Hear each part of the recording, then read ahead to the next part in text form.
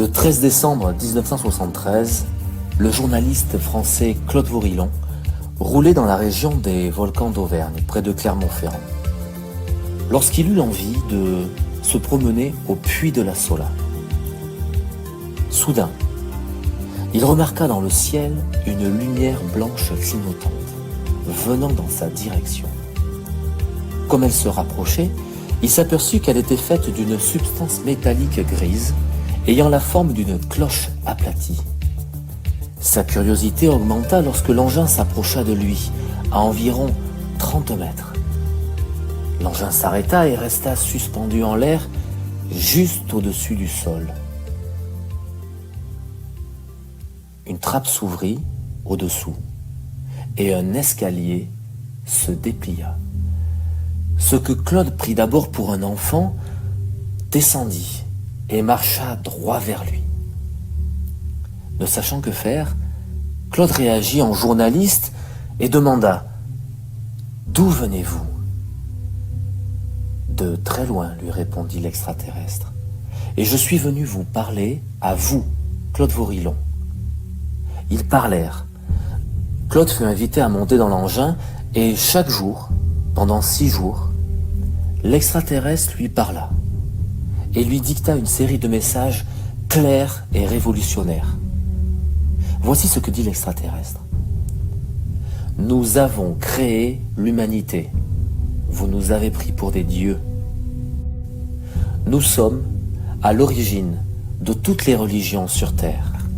Et maintenant que l'humanité est capable de comprendre, nous aimerions que vous construisiez une ambassade où nous pourrons venir officiellement.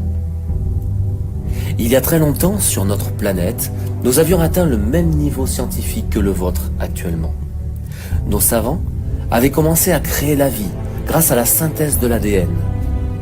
L'ensemble de notre société observait cela avec fascination, car ils créaient des organismes de plus en plus sophistiqués jusqu'au jour où ils ont commis une erreur. À ce moment, notre opinion s'est retournée contre ces savants et ils ont été obligés de poursuivre leurs expériences ailleurs. Ils ont alors trouvé une planète adaptée à la création de la vie. C'était la Terre. À cette époque, il n'y avait aucune vie sur Terre. Elle était complètement recouverte d'eau et de nuages. Beaucoup de textes anciens expliquent le travail de ces créateurs scientifiques. Ouvrons la Bible. Dans le livre de la Genèse, chapitre 1, verset 12, il est écrit « Il sépara les eaux qui sont au-dessous du firmament d'avec les eaux qui sont au-dessus du firmament. » Genèse 1, 12. Les eaux d'en dessous, c'était les océans. Les eaux du dessus, les nuages. Nous avons réalisé des explosions sous-marines qui ont créé des trous gigantesques dans lesquels l'eau s'est engouffrée, permettant à la terre sèche d'émerger. Une île s'est formée, un continent, le continent unique originel. Que les eaux de dessous les cieux s'amassent en un seul lieu et qu'apparaisse la sèche. Genèse 1, 9. Sur ce continent unique, nous avons implanté 7 laboratoires et nous avons recommencé nos expériences de synthétisation de la vie. Nous avons commencé par des formes de vie simples, telles que les virus et les bactéries. Et en progressant dans notre recherche, nous avons créé des organismes plus complexes. Les plantes, les poissons, les reptiles, les oiseaux, et finalement, les mammifères, réussissant chaque fois à faire des œuvres d'art vivantes, toujours plus belles et plus sophistiquées. La vie n'a pas évolué, elle a simplement suivi l'inspiration de nos artistes chimistes, qui ont intégré et adapté chaque nouveau prototype pour qu'il puisse survivre dans l'environnement global. Les parfums, les formes, les couleurs, les styles, les textures, les mouvements et même les rites amoureux ont tous été conçus pour être beaux, harmonieux et équilibrés. En voyant ces progrès incroyables, l'opinion était partagée dans notre gouvernement pour savoir si cette vie artificielle était sans danger pour nous. La création ne détruirait-elle pas ses créateurs ? Nous avons décidé d'autoriser nos savants à continuer leurs expériences aussi longtemps qu'ils ne créeraient pas une vie intelligente. Mais la tentation était trop grande pour ces savants et artistes qui étaient passionnés par leur travail et par le peuplement d'un monde vierge. Un jour, certains d'entre eux décidèrent de désobéir aux ordres et de synthétiser des êtres intelligents comme eux.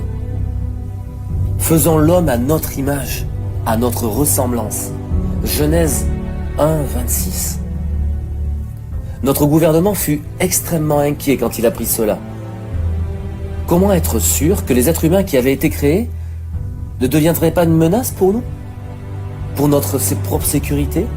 Nous avons dit à nos savants de garder ces êtres humains dans l'ignorance de toute connaissance scientifique. Nous leur avons même dit de faire croire à ces êtres que nous étions des dieux tout-puissants, pour être sûrs qu'ils nous respecteraient. De tout arbre du jardin, tu pourras manger, mais de l'arbre de la science du bien et du mal, tu n'en mangeras pas. Car du jour où tu en mangerais, tu mourrais. Genèse 2, 17. À cette époque, les êtres humains appelaient ces extraterrestres les Elohim, ce qui signifie en hébreu ancien « ceux qui sont venus du ciel ». On trouve ce mot dans les Bibles originelles, mais il a été plus tard mal traduit par le mot « Dieu ». C'est important de comprendre que c'est un mot pluriel, le singulier étant « Eloah ». Les références aux Elohim se trouvent aussi dans d'autres textes anciens, et par exemple dans les écritures des civilisations hindoues, grecques, égyptiennes ou amérindiennes. Nous pouvons comprendre aujourd'hui que certains dieux avaient des émotions humaines et vivaient près des êtres humains. Voici donc les premiers éléments de la fantastique révélation qui fut faite à Raël le 13 décembre 1973.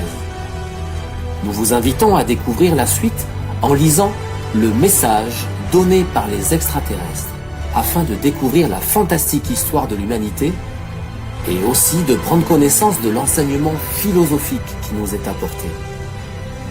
La mission du mouvement raélien, diffuser au plus grand nombre ce message révolutionnaire et construire très prochainement une ambassade afin d'accueillir officiellement les Elohim, ces extraterrestres à l'origine de la vie sur Terre.